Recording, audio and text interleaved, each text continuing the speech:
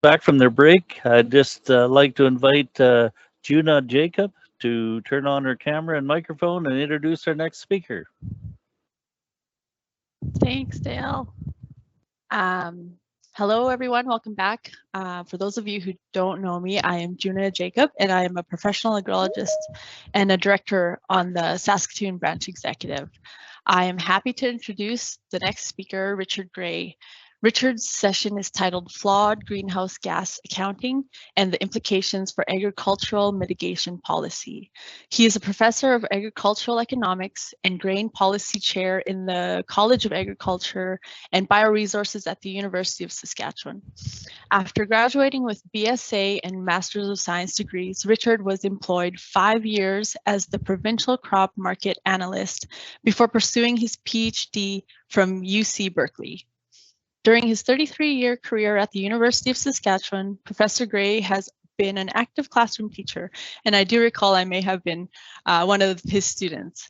And Professor Gray has also supervised over 60 graduate students.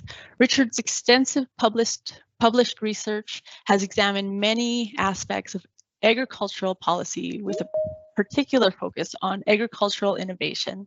He continues to actively participate in the family farm at Indian Head, Saskatchewan. Welcome, Richard.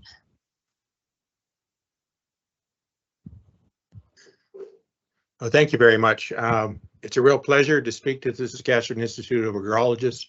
I see a lot of the names look familiar on the list, and certainly a pleasure to talk about an important topic like this to a group that's this influential in Saskatchewan agriculture. Just a couple of, if you like, more recent events in climate policy or research results. One came out last September, published by Rennert et al., which was a large consortium of people. They've re-estimated the social costs of greenhouse gas emissions and published it in Nature, and they are indicating that their best estimates are it's about $185 a ton damage, $185 damage per ton of CO2 emissions at this point, and that is a lot higher than what, for example, the US federal government uses, which is $51 a ton. They also indicate this much higher social cost of carbon also indicates that therefore the benefits of any mitigation strategy would be that much higher. Therefore, we can expect more stringent policies coming forward. Second piece of news comes out of the sixth assessment report from the IPCC. The summary report was just produced in March.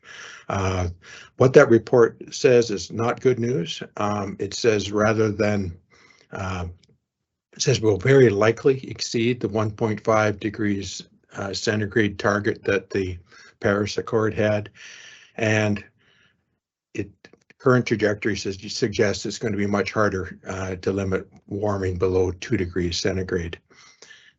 And they also found a huge gap between the projected emissions from already implemented policies and the commitments of countries relative to where they need to be.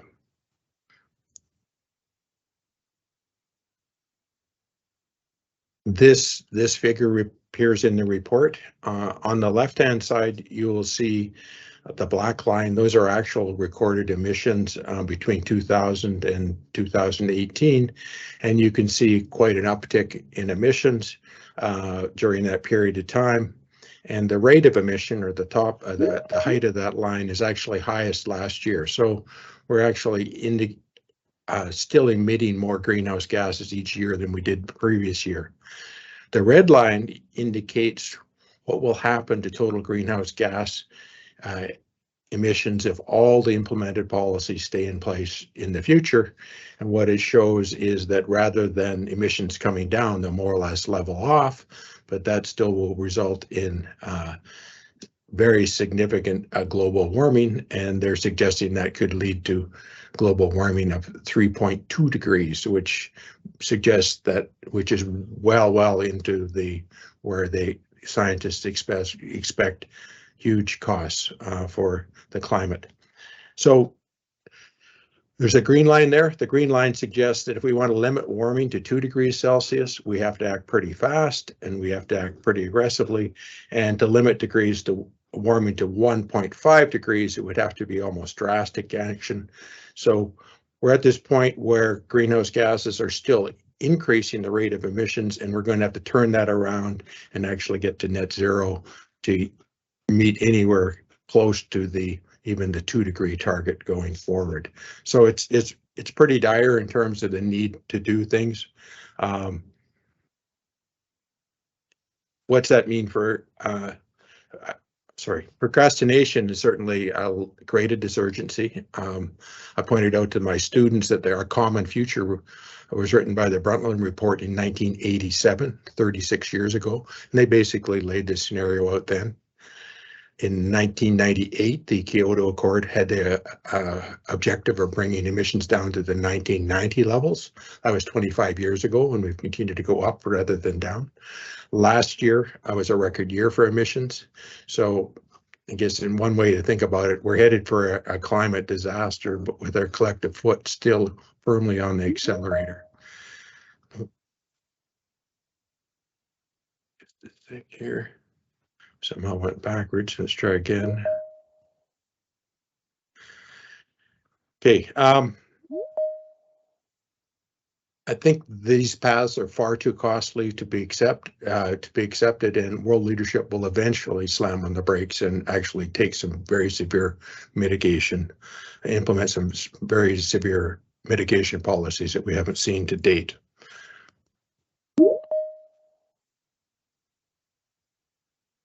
Projecting these scenarios into the future, we'll see 3 impacts on agriculture. First of all, climate change will destabilize agricultural production and agricultural markets in the world. As a source of CO2 sequestration and renewable fuels, agricultural demand will probably remain high during this period of time.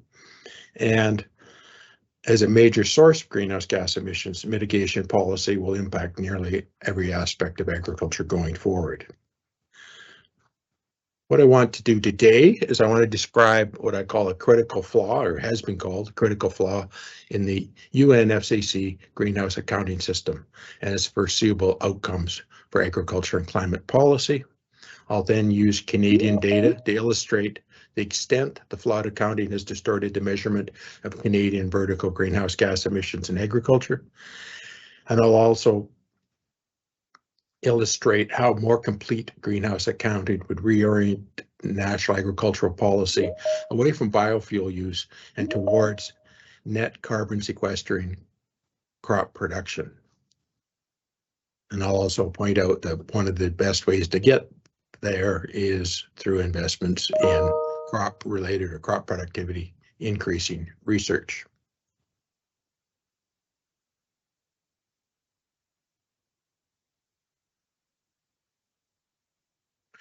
The current United Nations Framework Convention for Climate Change came into force in 1994, and nearly all countries in the world are part of this agreement. All parties agree to report a national inventory of their greenhouse gas emissions according to an agreed upon IPCC set of rules for measurement. So each parties' international commitments to reduce emissions are based on reducing their national inventory of reported emissions. So measured emissions are central to the design of domestic mitigation policy. Over time, the system's improved. It expanded slightly to more closely reflect human-induced greenhouse gas emissions, with one very important exception.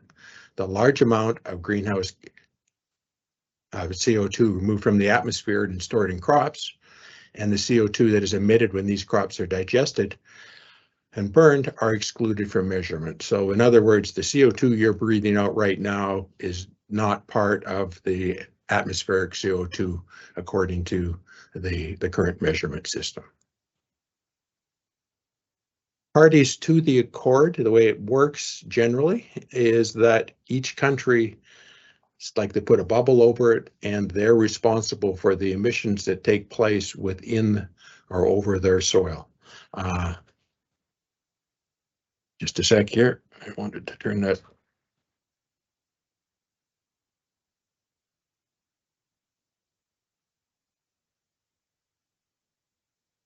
Sorry about that. So each party agrees to account for the emissions that happen with over their jurisdiction, and that doesn't account for emissions that happen in other jurisdictions. For example, if Canadian coal is shipped for China, those are Chinese emissions of greenhouse gases. They're not Canadian emissions in that case. So it's where the CO2 actually enters the atmosphere is a general rule for how this accounting system works. I also want to point out that in the global carbon cycle, so this year, I think they're saying total greenhouse gas emissions are about 53 million tons. And if you compare that to the cycle that plants have, these are fairly small numbers. Plants basically pull 500 billion tons of CO2 out of the atmosphere each year, and most of that 500 billion tons is returned to the atmosphere as part of a cycle. So the plant cycle, if you like, or the biogenic cycle, is very large compared to the extra CO2 that humans are adding to the cycle. But obviously, humans, through agriculture and forestry, have an impact on this biogenic cycle, and we'll talk about that. Whoop. Certain things I shouldn't do with my mouse, apparently. It's like I'm scrolling through the whole. Sorry, I'll try and find where I'm going here.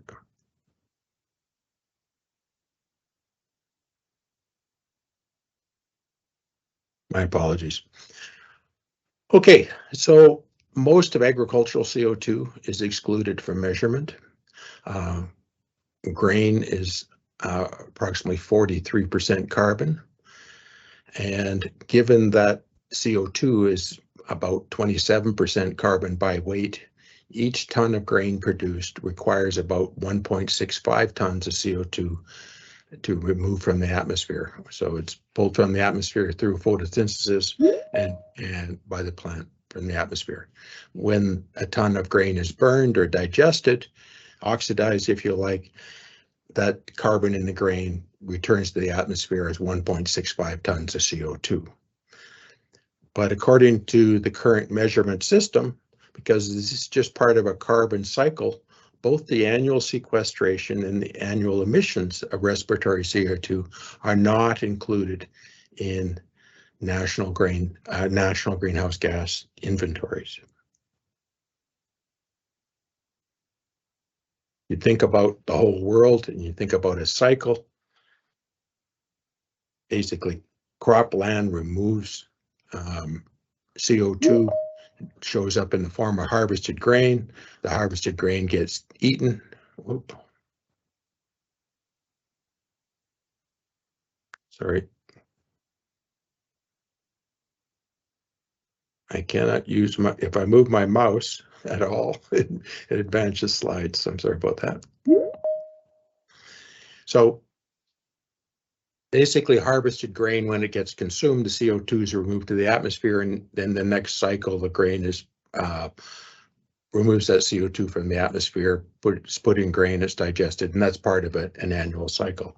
So you could look at this picture and say, well, therefore it's reasonable to assume that you can exclude these things from any accounting.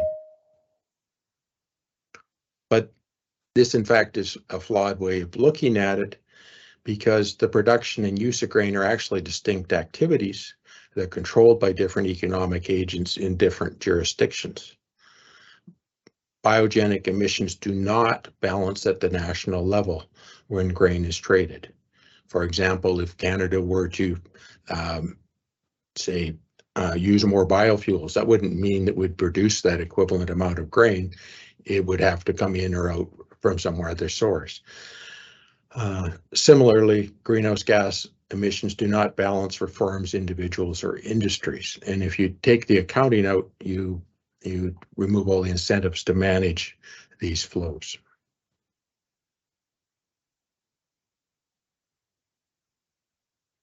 If you think about the biogenic emissions with flux, if you like, there's some countries that are removing some regions where there's a lot of crop growth. Those regions are removing CO2 from the atmosphere. That grain then moves over to another location where it's digested or eaten, and the CO2 is re-emitted. None of that crop CO2 is included in emissions, but at the same time, they don't balance, if you like. The amount within one bubble does not reflect a balanced situation, because in fact some of the carbon is moving horizontally over to another region. Any imbalance in biogenic CO2 is invisible to policymakers because it's not measured.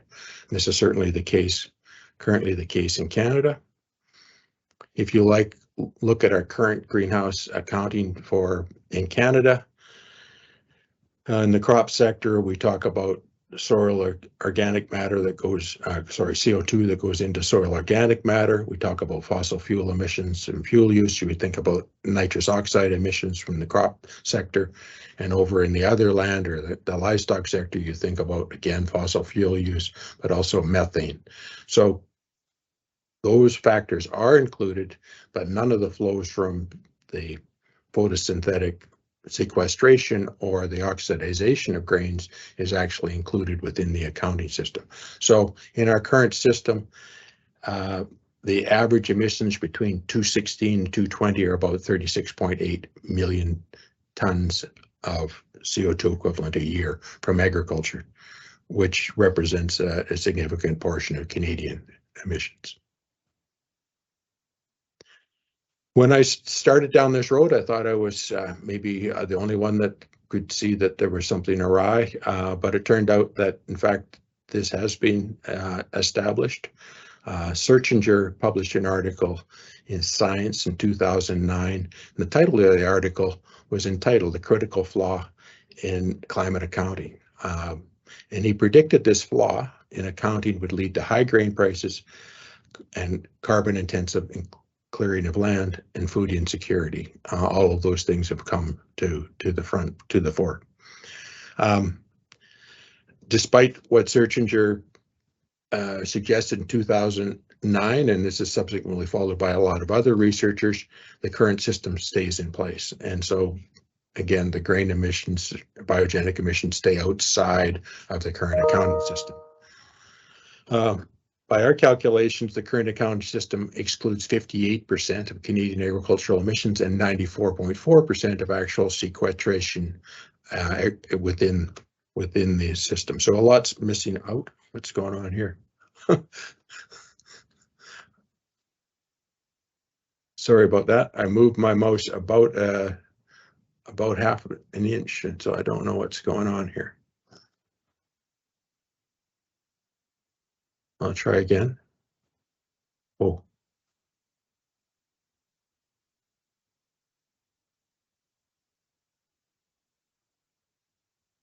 For those of you in the audience, this is just there's a remote, I'm running another thing remotely, and it's very sensitive to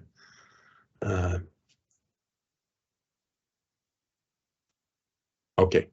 So if we look at our agricultural emissions from Canada, including land use change and soil sequestration, we see that net Canadian agricultural emissions have trended up from 2001 to 2020, and they're between that 30 and 40 million metric tons of CO2 equivalent a year. This is the picture you get with our current accounting system.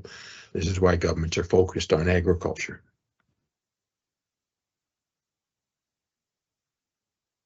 There's some theoretical arguments for why you'd want to include agricultural emissions. The first being that if the objective is to measure to manage atmospheric CO2 concentrations, then all CO2 emissions will have the same effect on the atmosphere. The atmosphere cannot distinguish between CO2 that comes from your mouth or from an exhaust pipe.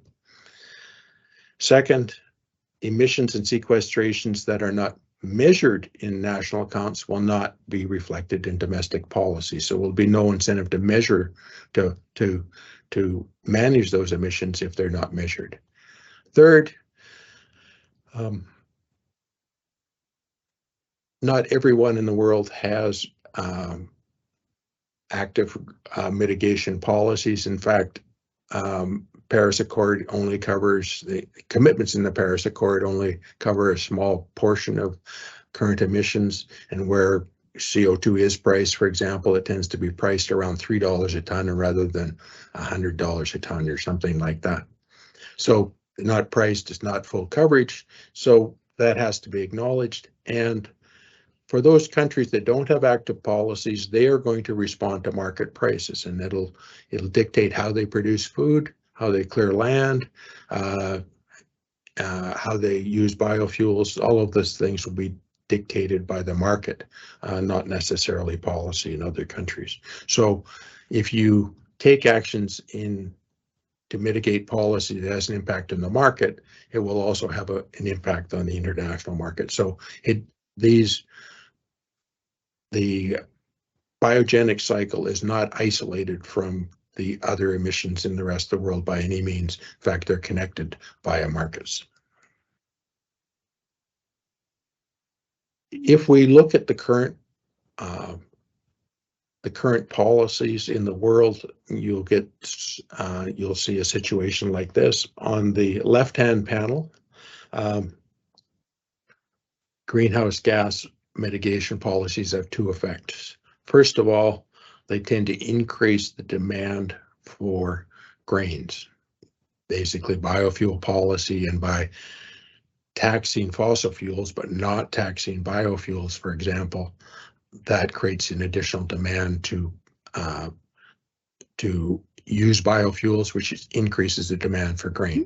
At the same time, if you price the inputs into agriculture with some carbon pricing, that's going to raise the marginal cost of production.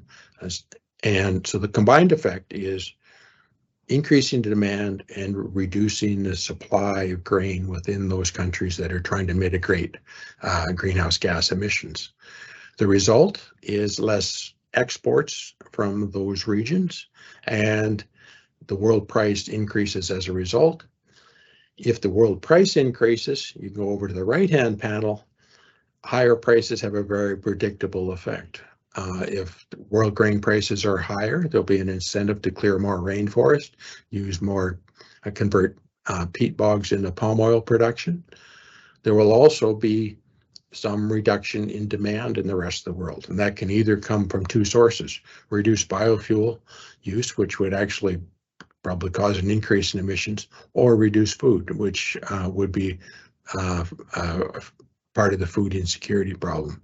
So this is well known. It was well established by actually Search Engine in 2008 in a famous science article that said U.S. biofuel policy indirectly causes the deforestation of the Amazon.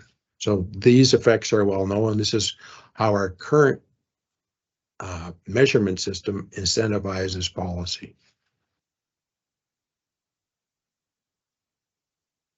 So what impact would including harvested grain fluxes have on Canada's national inventory? Well, it turns out some of this has already was looked at a long time ago. This was a publication in 2012.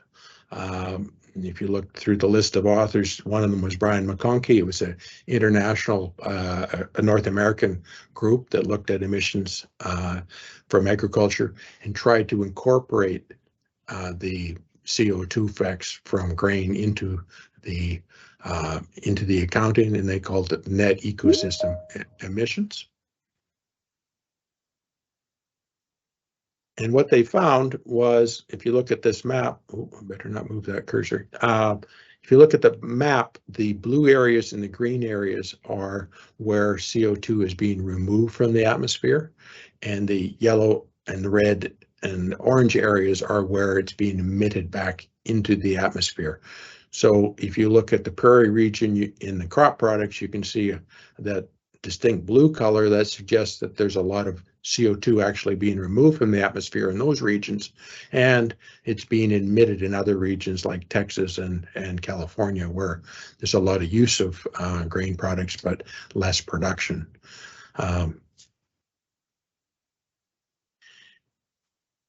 But for North America, it didn't quite balance on net. If you look under the middle column in croplands, between 2000 and 2006, croplands actually removed 32.79 million tons of CO2 per year that didn't go back in the atmosphere. So it was a net sink of that amount. And in the US, it was a much larger number, 264. So North America as a whole was removing almost 300 million tons of CO2 from the atmosphere in the form of grain that was then exported to the rest of the world. So those emissions weren't happening over North America. They were actually happening in other parts of the world or in other bubbles. So that was back then. So we've got two different measurement systems there. We've got our current system that does not consider CO2. As I said before, pointed this slide out before, using that measurement, our net emissions are 36.8 million tons.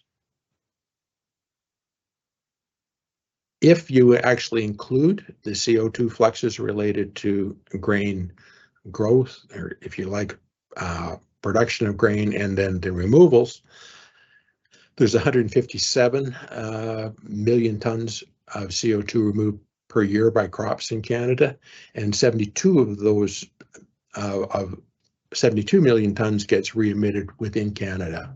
The rest of the CO2 is emitted in other countries.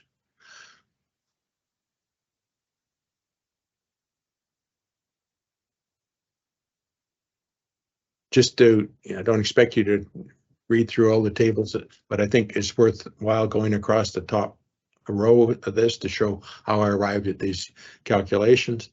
So you've got sources of current agricultural emissions. You've got enteric fermentation, which is basically methane in cattle, manure management, which is some methane and nitrous oxide, crop production and burning, that's nitrous oxide, etc. So adding those up, you've got what they report as agricultural emissions in Canada. And then you've got net soil organic matter and land use change under cropland. Those are negative numbers indicating the soil sequestration, and you can see that sequestration is fairly much correlated to big production years and small production years, indicating that there's more carbon sequestered in large production years. So if you total in all those, you get that what I would call net agricultural emissions, which is that measured by the UNFCCC, which is that a column just to the right of the bar. And then if you then go over to that, we have to add only two things. We want to add harvested grain, which is the third last column. There you get the huge sink effect from all that grain production, all that grain that's produced and harvested. And then you get positive emissions that come from when those grains are used within Canada. If you then take the UNFCCC measured emissions, subtract the harvested grain sequestration, add the domestic grain emissions, you get the final column, which is the new, if you like, net emissions when you actually incorporate the carbon fluxes associated with grain. Those numbers look like this if you plot them over time. Turns out that 2001 to 2004, small crops, drought areas, I recall. But since then, we've seen those net negative numbers go net negative, and they're trending actually to be even more net negative over time. So Canadian agricultural emissions are not positive, if you like. They're actually negative if you use a net ecosystem accounting approach. And as a result, you get a very, very different picture of agricultural emissions if you do that. Comparing the two, you can't have two measures that contrast much more than this. One suggests a persistent problem. The other suggests actually a good thing, and that it's getting better over time. Very different situation. So if we think about this, and it's a little bit of a look at Canada, but how does it affect the rest of the world? What does optimal policy look like? How does it affect policy research or fertilizer policies? Worth a quick look at those as well.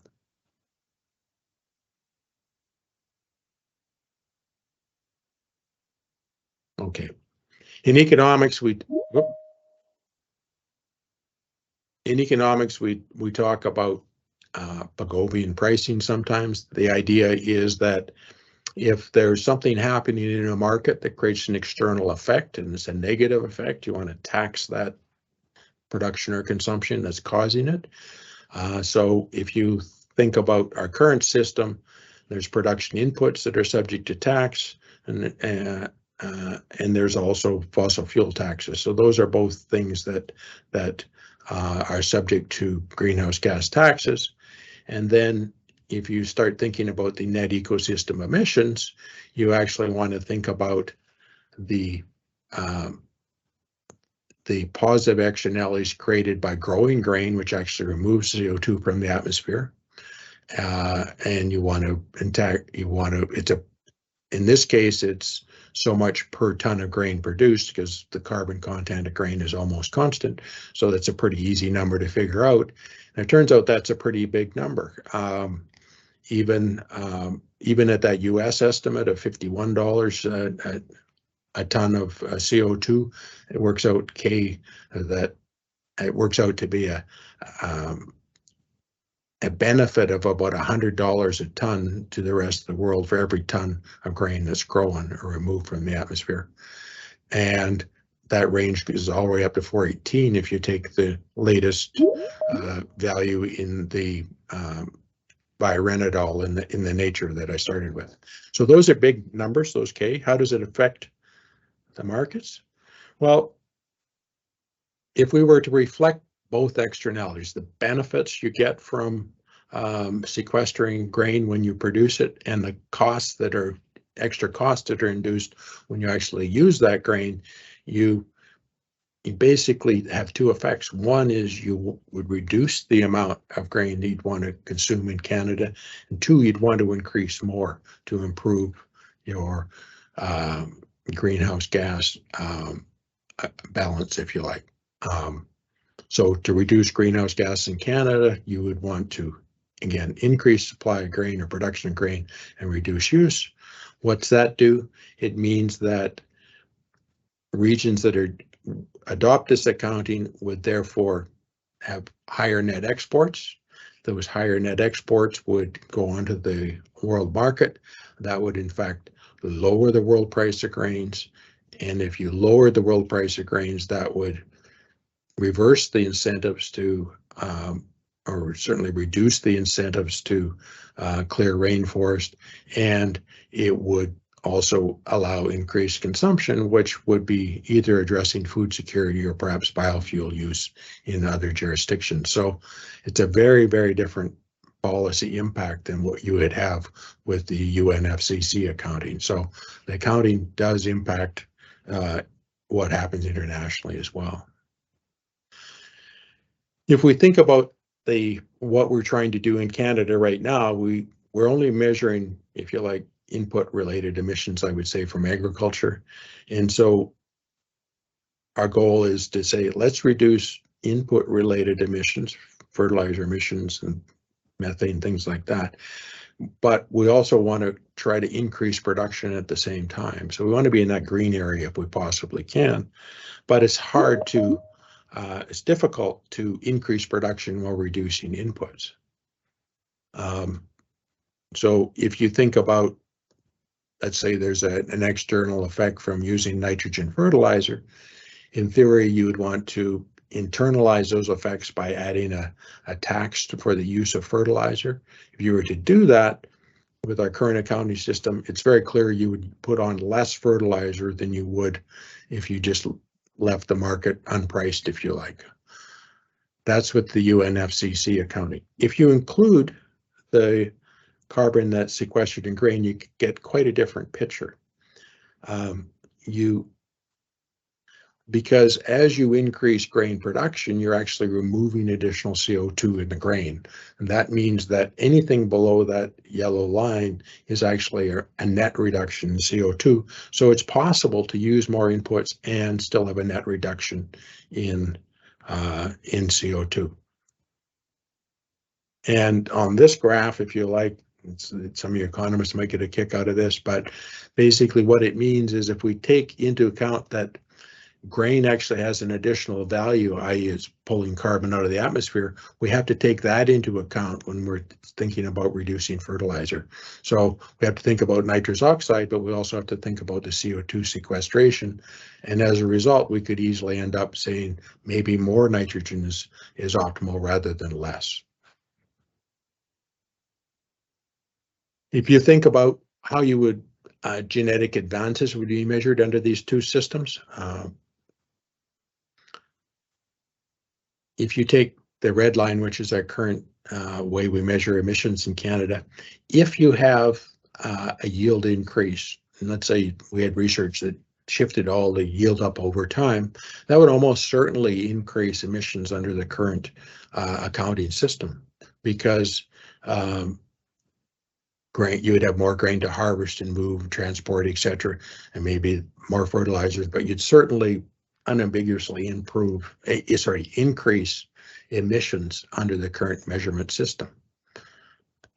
However, if you actually consider the CO2 that's removed from grain is produced within Canada, then you get a very different picture.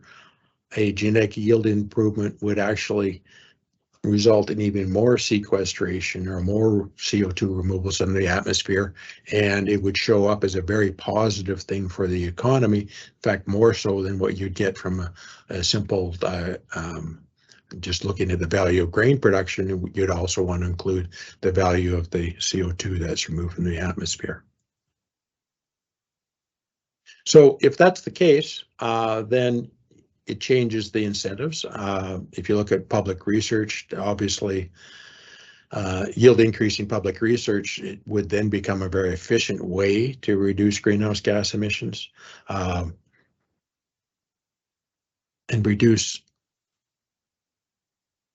and of course, reduced fossil fuel use will very much depend on the availability of biomass. So if you can create an incentive to create biomass, then in fact, some of that biomass can be used for fossil fuel, and which indirectly will reduce global emissions.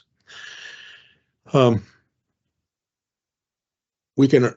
we can only avoid widespread food insecurity and the carbon intensive land use change only if the world grows larger crops. And that one of the easiest or the most efficient way to do that is to invest in research which has high benefit cost ratios. And obviously in the long run, if you're going to spend $1, you might as well spend it in a place where you're going to get a high return on those dollars, and the returns to public investments in research have historically been very high. They're persistently high across a lot of different agricultural research activities in many different countries. It's a good place to invest if you in fact want to address this problem. And this is certainly true in Canada and Europe, but it's also very true in the economic south, if you like. The developing countries they're faced with challenges of food security as well.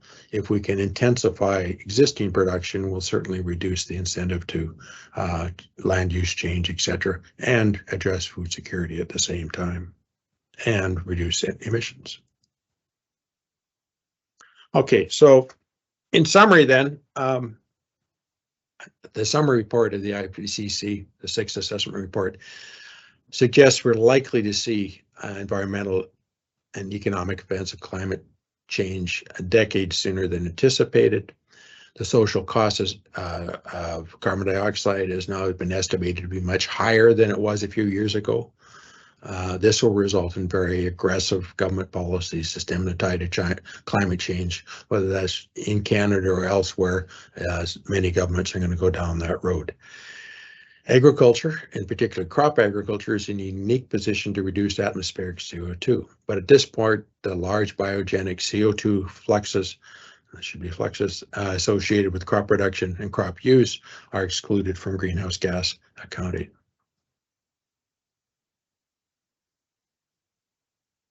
Inclusion, the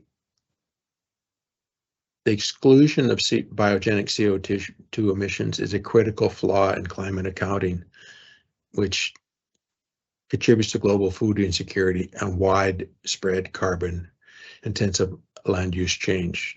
My analysis concurs with what Searchinger said a while ago, but I think it strengthens the argument that, in fact, that is the case. Treating CO2 related biogenic emissions and sequestration as on the same footing as fossil fuel will bring agriculture into climate accounting, radically changing the perceived value of crop production and place actually some more realistic value on this renewable resource. Right now, under the current accounting system, you can burn biofuels and emit CO2, and in fact, you're viewed as not emitting any emissions at all, which doesn't make a lot of sense. With nearly half of the arable acres in Canada, Saskatchewan can play a big role in reducing Canadian emissions, and certainly some leadership from Saskatchewan will illustrate ways that increased crop productivity can mitigate climate change. So my wish list, if I had, I'm going to keep it to 3. I don't know how benevolent Santa Claus is. What I would like to do is I'd like to articulate a science-based approach to better measure net greenhouse gas emissions from agriculture. And I'm sure Saskatchewan cropping systems, which do pretty well under the current system, would really shine under this system. Second, I would like to use improved greenhouse gas accounting to identify policies and technologies that will facilitate a reduction in net Canadian greenhouse gas emissions without falling into the trap of greenwashing technologies that do the opposite. And finally, I'm just going to throw this in because it's a topic for another day, but I really think that solar-based green anhydrous is something that Saskatchewan's a natural place for, and it's something where we should start to make some long-run investments. So I do think there is a path to a sustainable future, but I think it starts with sound accounting, which then would lead to improved policy. If we do that, I think we can have increased food security, reduced emissions, and enhanced environmental conservation. So with that, I'll open it up to questions. Thank you, Richard, for that very interesting presentation. Just a reminder to everyone, if you do have a question, just type it into the chat, or you can put up your hand icon and we'll get to that. Okay. So, Richard, there's a few questions here already. What are the projected repercussions of a 1.5 Celsius global temperature increase versus the 3.6 degrees Celsius increase modeled in your graph? I think that was one of your first slides there. So I'm trying to recall exactly what the report says, but I think they had about 12 different indicators, anything from rising sea levels to severe weather shocks on production, etc. And each one of those, there's a very significant risk starts to kick in at even at 1.5% increase in temperature. At 3.2, most of them sort of go into an area of very severe risks, and And I think some of that, we're seeing some evidence already of climate change. They're estimating we might be about 1% increase in temperature where we so far.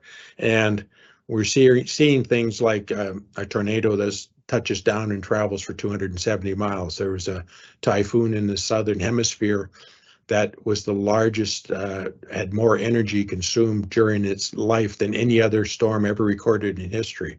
And we hear more of these record-breaking things, and they're extremely costly, even if you're not on a coast. Even if you're, if that tornado had gone through the middle of Atlanta, it would have been a problem. Would have been billions and billions. I think that's where that estimate of $168 per ton of CO2 comes from. And that's just climate change is very, very expensive for a lot of the world and disastrous in many respects. Thank But you. I would, Yeah, go ahead. I just say I refer you to those. You can look up the sixth assessment report. Even the summer report has a pretty good projection for what those what some of those thresholds would mean. Okay, thanks for that question, Seth. There's a question here from Ross McDonald. Does the accounting include deeper rooted perennials that store more carbon in the soil? Often these discussions are annual crop biased, and carbon at depth seems harder to determine.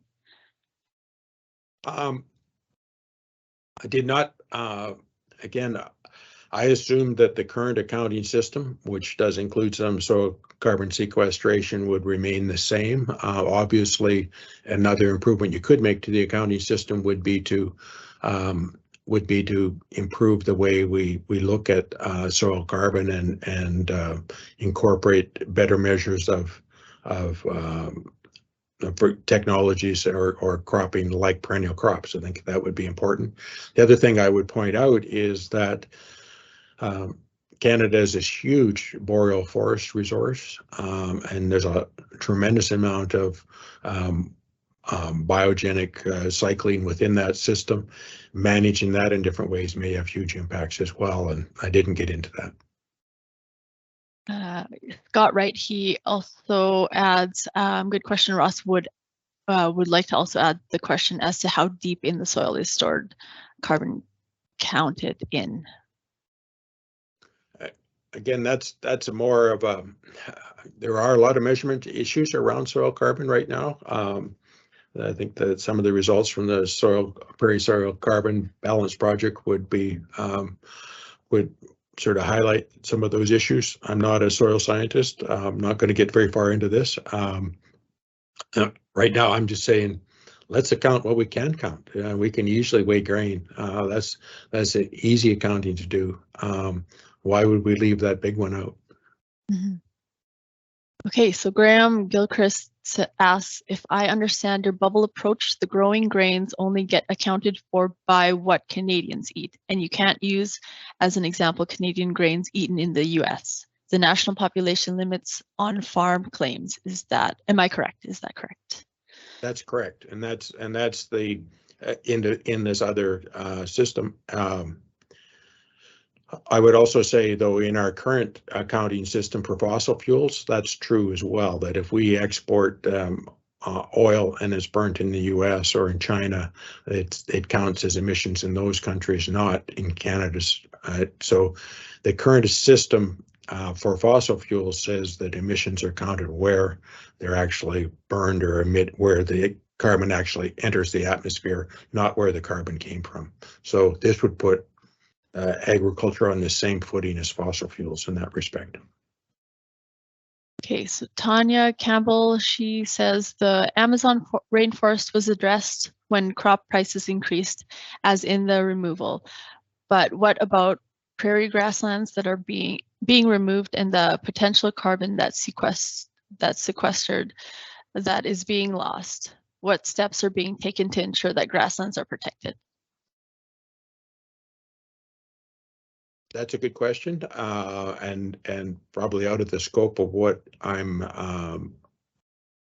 what I've covered. Certainly for other ecological reasons, in addition to soil carbon, you might want to keep track of that. Obviously, there's endangered species and other things at risk, and I think our environmental policy has to be broader than just carbon focused or greenhouse gas focused. But so I think it is important to consider all the impacts of land use change and where that might be. Okay, Graham Gilchrist asked again another question here. What is happening from the U of S to drive IPCC accounting? Well, certainly there's been people that have been involved in some of the structures early on, and some of the scientists, the soil scientists in particular, have been part of that IPC structure.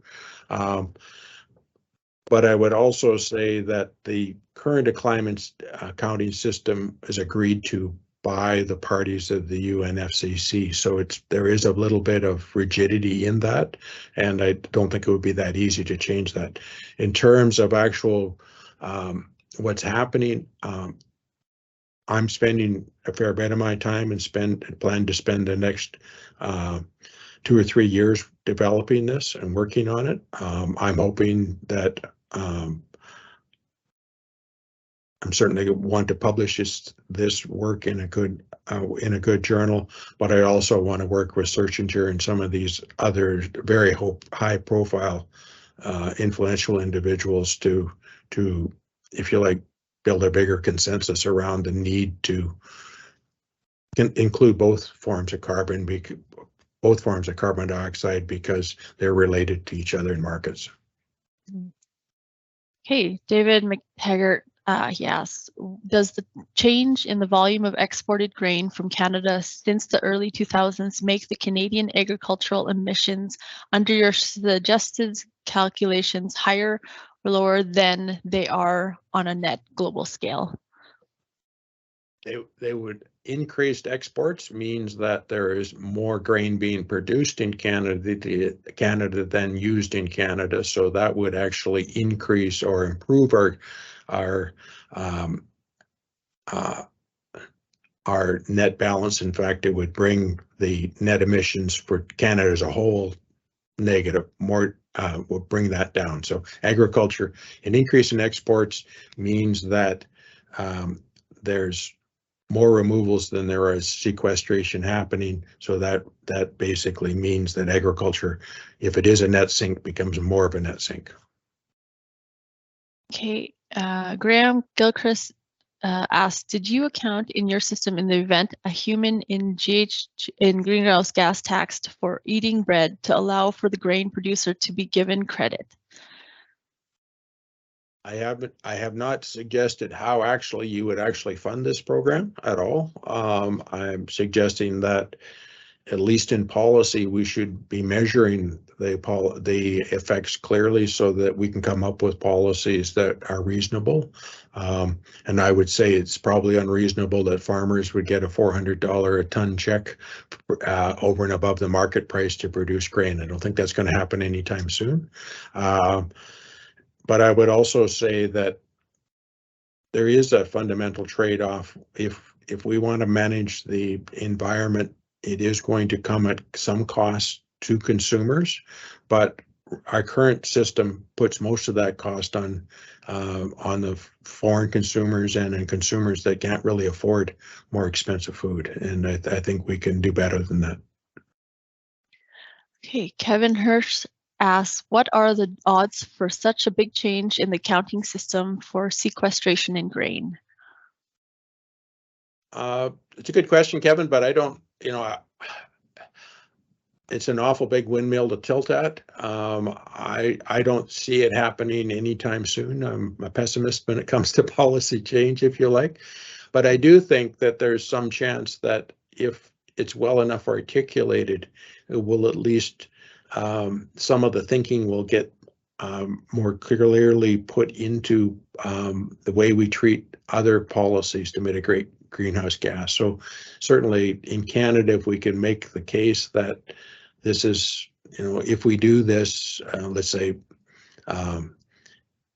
if we make this policy change towards, let's say, reducing fertilizer use, that in fact it won't actually help global emissions. It'll make it worse, and that will help, if you like, develop the arguments that we need to think about policy in a richer way.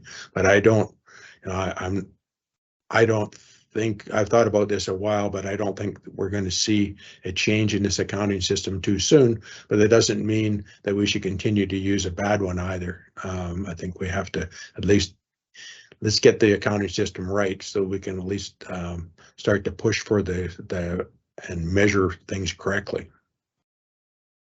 Okay, Erwin asks, Dr. Gray's holistic, reality-based and well-researched message is a positive one that needs to get in front of our national legislators and repeated until it sinks in. Thanks for an exceptional presentation. Okay, thanks for the comment there, Erwin. Mike says, is the unwillingness to make a change in greenhouse gas ag accounting a political problem versus a lack of understanding in the science? In other words, is to change largely a function of the fact the world has more food importing countries than exporting countries, and the importers have no incentive to discuss changing from the status quo, a tough nut to crack, he says. Yeah, and I think it is a tough nut, Mike, but I also think that if you paint that holistic picture well enough, it's those same countries that we could see that, well, we could really benefit from this. And we're already, Germany, for example, they may be ahead of us. They've said that they're not going to use vegetable oils to produce biofuels by 2030. So they're starting to think that, gee, maybe policies that where countries basically convert grain into biofuels at the expense of food security is not a good idea. So there's some of this thinking is probably reflected in that. So it's not hopeless, it's just difficult. Okay, David McKercher asks, how are the emissions measured and confirmed for accuracy between the different countries and methodologies?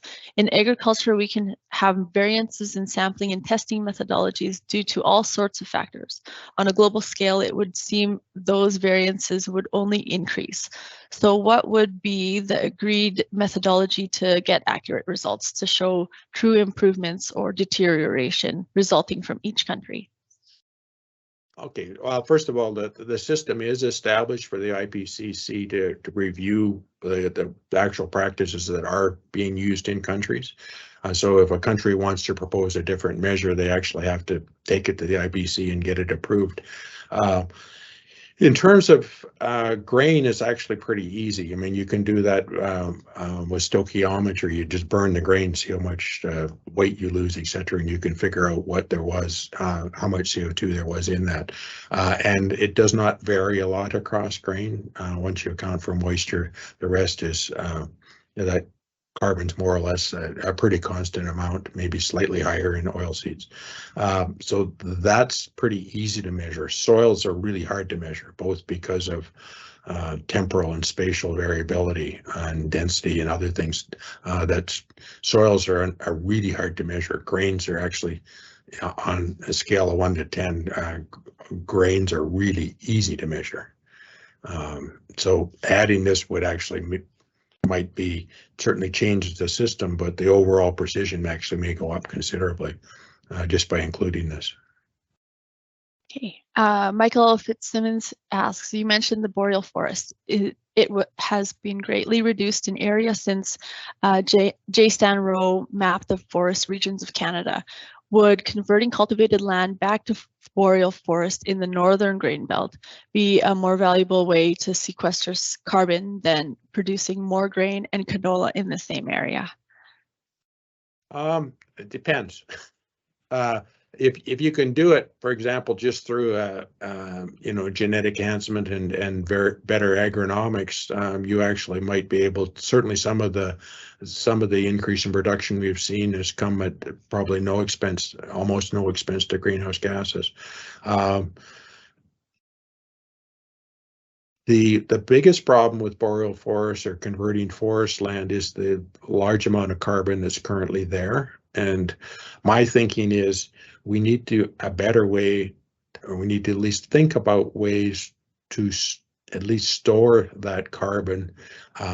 As my daughter would say, make coal with the carbon rather than just immediately burn it up as in that process of transformation. And that could be done in a couple of ways. One would be like Haley Hessen say, well, just bury it in a bog, and that might have some issues, but there are bogs that apparently store a lot of carbon. The other possibility is to actually freeze it as well, and keep it permanently frozen for at least for a few hundred years while we work out the rest of this greenhouse gas mess. Okay, and Mike S, he adds to that good point when you consider the C to N ratio of trees versus C to N ratio of grain. And we have one more question here from Jim Ferry. Would we reduce greenhouse gas worldwide if your policy was used worldwide? Almost certainly. It would, because it would actually put agriculture on it would recognize the use of a grain is still an emission activity.